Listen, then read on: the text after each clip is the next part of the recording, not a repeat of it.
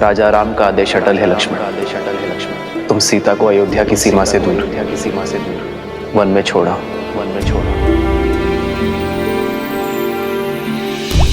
खड़ग की धार ये पथ मर्यादा पर चलते जग हित रघुनंदन।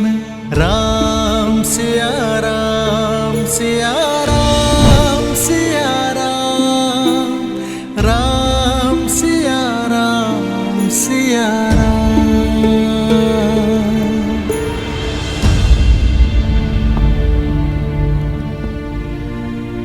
सात कुछ ही पल शेष है, अब उसे उदासी के सागर में डुबोना है या सुख के शिखर पर बिताना है। चयन आपका है आर्य।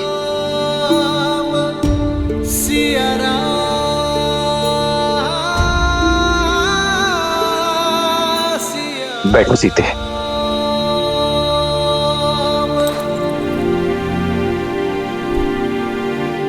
सीते, भरत ने 14 वर्षों तक अयोध्या को संभाला है। पूरे प्रेम और समर्पण के साथ उसने अयोध्या पे राज किया। क्या वो अयोध्या की बागडोर नहीं संभाल सकता? आर्य, राजा की कितनी शक्तियां होती हैं।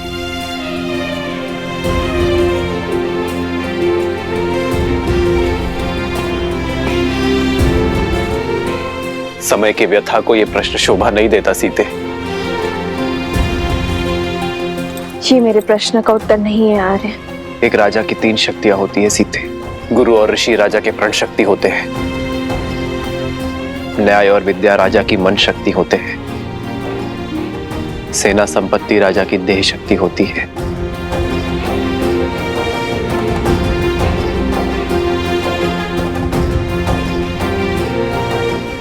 तो क्या प्रजा राजा की शक्ति नहीं? प्रजा ही तो वो स्रोत है जिनसे ये सारी शक्तियां आती हैं। वही परम शक्ति है। परमात्मा सी अटल है। प्रजा के प्रेम और विश्वास के बिना एक राजा अपराधी से अधिक और कुछ नहीं है। तो क्या उस परम शक्ति को त्यागना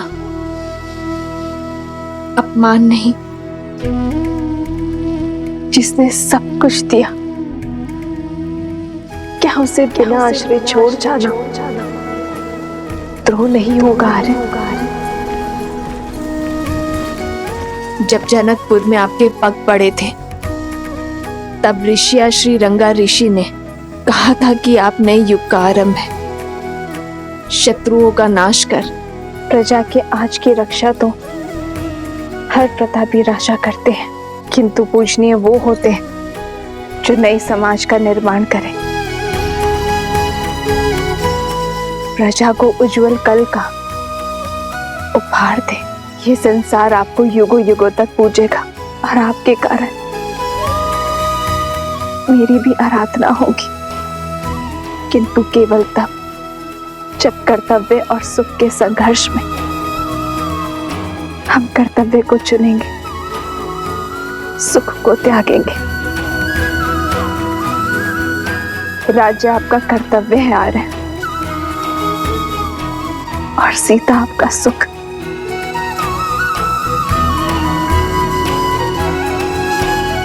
राज्य को त्यागने में स्वार्थ है और सीता को त्यागने में परमार्थ। राम के साथ सीता का नाम सदियों के लिए जुड़ा रहेगा आर्य।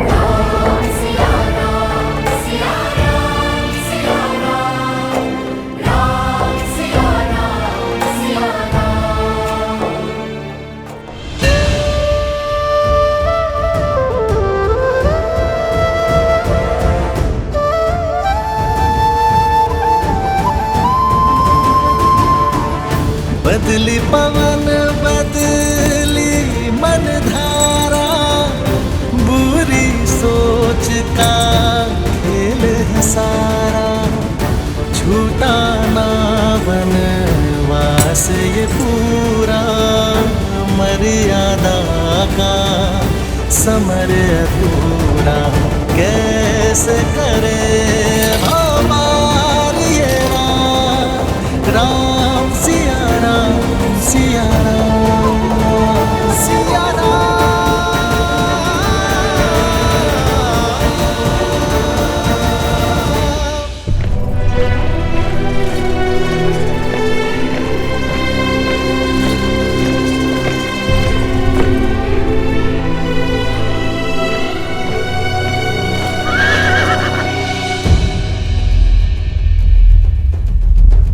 ये स्थान नगर से बहुत अधिक दूर है भाभी माँ।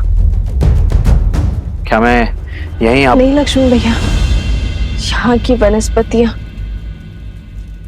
अयोध्या के समान है।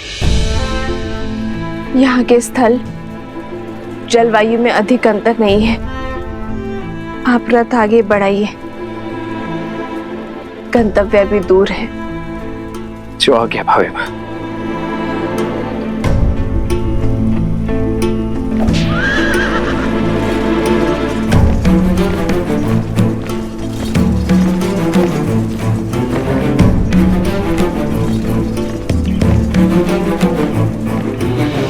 रुक जाइए लक्ष्मण भैया, मेरे लिए यही स्थान सर्वश्रेष्ठ रहेगा।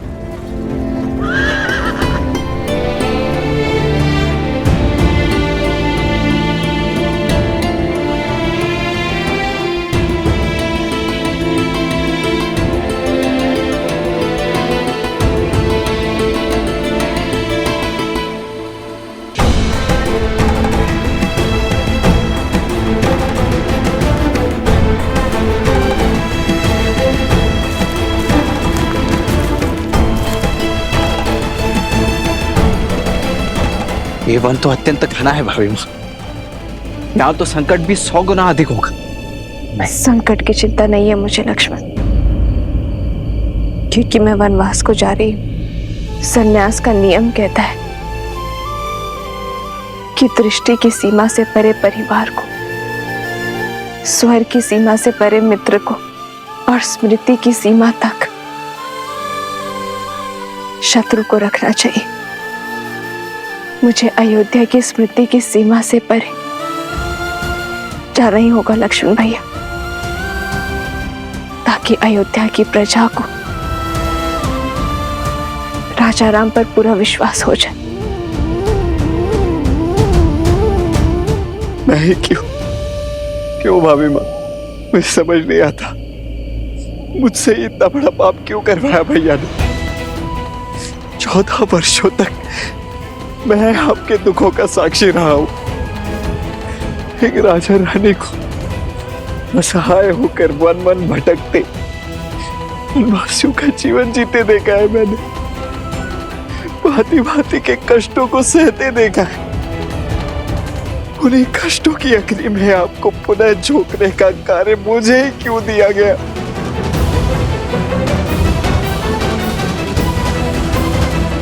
मुझे जल मिलेगा लक्ष्मण भैया। जी भाभी माँ।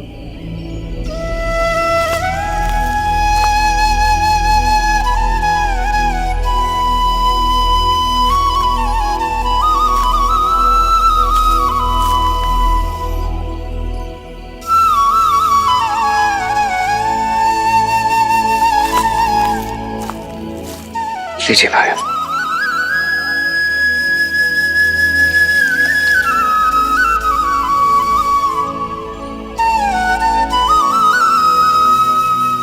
संसार में केवल जल है जो अग्नि को बुझाती है। यही आपके प्रश्न और पीड़ा का उत्तर है। केवल आपको ही चुना, क्योंकि 14 वर्षों में केवल आप ही मेरे और श्री राम के इस अयान के साक्षी बने। इन 14 वर्षों में श्री राम और मैंने आप में पुत्र देखा, जिसने अपने सारे समर्पण को समेटकर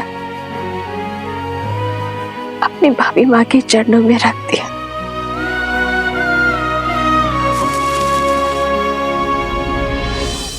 तुम हताशी पुत्र को इतना कष्ट। क्योंकि वनवास बीत गया है लक्ष्मण। अब आप केवल श्री राम के अनुज या मेरे पुत्र नहीं, अयोध्या के सेनापति भी है। और सेनापति का समर्पण अपनी मां या भाभी के चरणों में नहीं, अयोध्या के चरणों में होना चाहिए। और आपके मुंह से मुक्ति आवश्यक थी।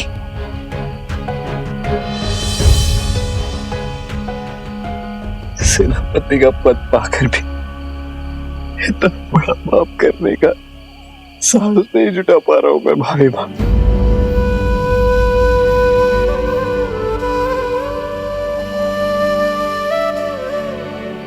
अपनी सोच में कर्तव्य लाओ, भुजाओं में बल और कर्म में साहस स्वयं आ जाएगा।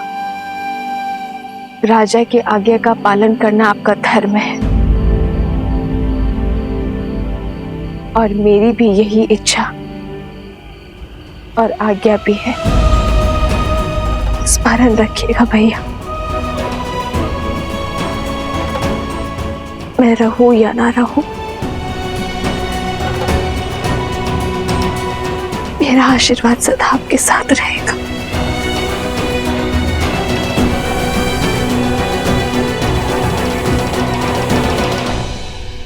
आओ, इस उत्सव का आनंद लो। आज पहली बार राम के विरुद्ध इस युद्ध में हमें विजय मिली है। उत्सव मनाओ। समय से पूर्व उत्सव नहीं मनाया करते हैं भैया। तुमने केवल एक मोर्चा जीता है, युद्ध नहीं। अभी विजय का केवल एक पड़ाव पार हुआ है, वो राम है। वो पीड़ा का सागर पार करने वालों में से है, उसमें डूब जाने वालों में से नहीं है।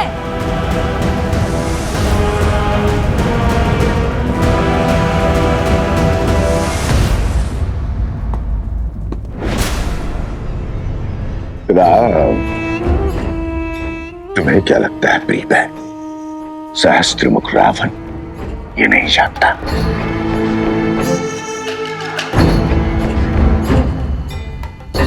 राम नाम सत्य है, इसलिए राम पर अगला बार भी सच कर चुका हूं मैं।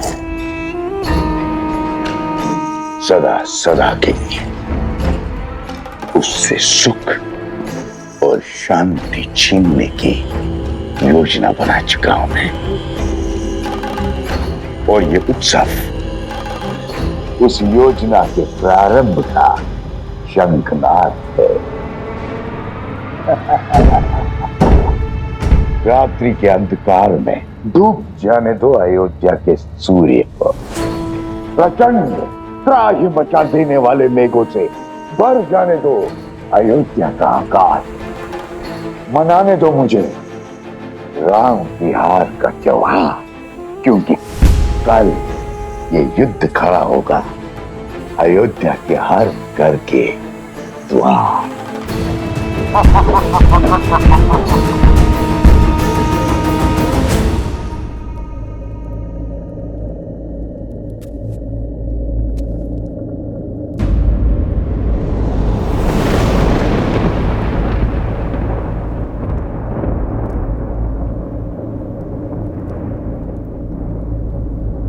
नहीं सीते,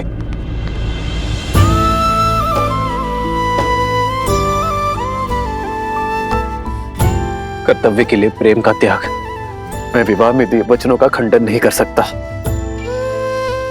जीवन की तीनों अवस्थाओं में तुम्हारे पालन का वचन देकर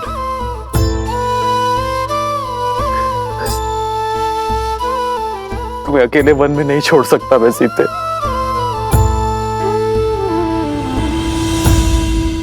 आपके दिए वचनों पर विश्वास करके ही तो अशोक वाटिका की यातना, विरह की असहनीय पीड़ा को धीरज के साथ सहा था मैंने। और अब वन में भी आपके दिए वचन के संबल पर जीऊंगी और आप जिएंगे उस वचन के आधार पर जो राजा राम ने अयोध्या को दिया है, कुटुंब को संस्कार और धर्म की धारा देने का वचन। समाज में फैली मलिनता, कुविचार और लोक अपवाद से अयोध्या के कल को बचाने का वचन।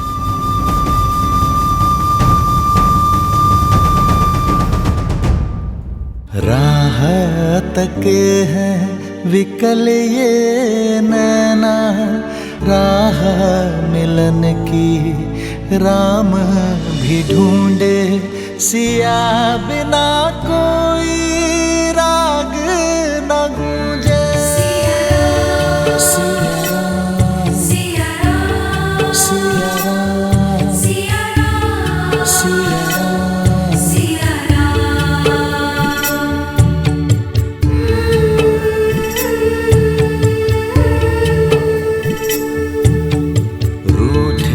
से लगते सांसों के धागे, भीगे ये नैना सोए न जागे, तन से प्राण विलग हों जैसे, सिया से राम अलग हो कैसे।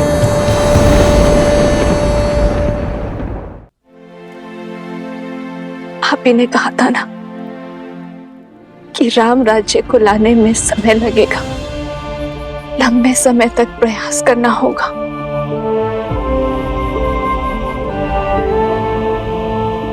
किंतु हमारी संतान तो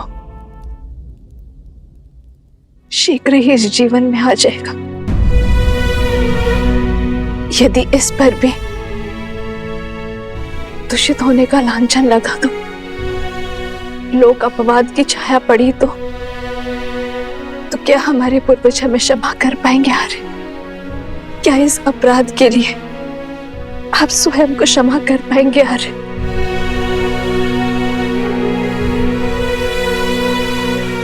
मुझ में तो स्वयं को क्षमा करने की क्षमता नहीं है। आर्य,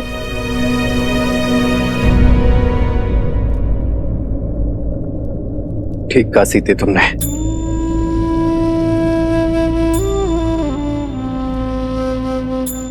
भविष्य के लिए बलिदान देना हर माता पिता का प्रथम कर्तव्य होता है,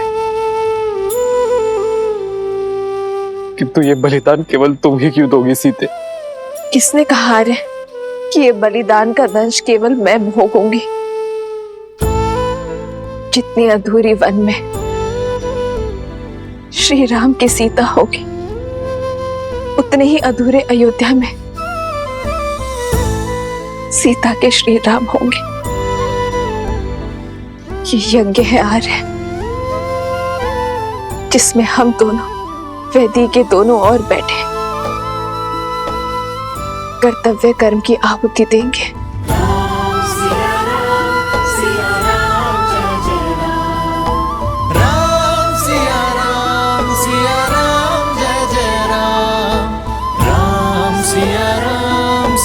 राम जय जय राम। आज अपनी संतान के उज्जवल भविष्य के लिए भिन्न हो रहे हैं हमारे। सिया राम, आप अपनी प्रजा को शिक्षा देना, मैं हमारी संतान को संस्कार दूंगी। सिया राम,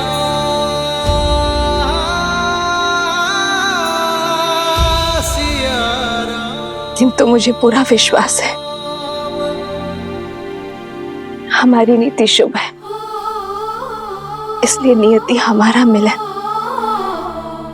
पुनः अवश्य करवाएगी। हम दोनों की सोच एक है आर्य, इसलिए कार्य क्षेत्र भिन्न होते हुए भी हमें एक होने से कोई नहीं रोक सकता।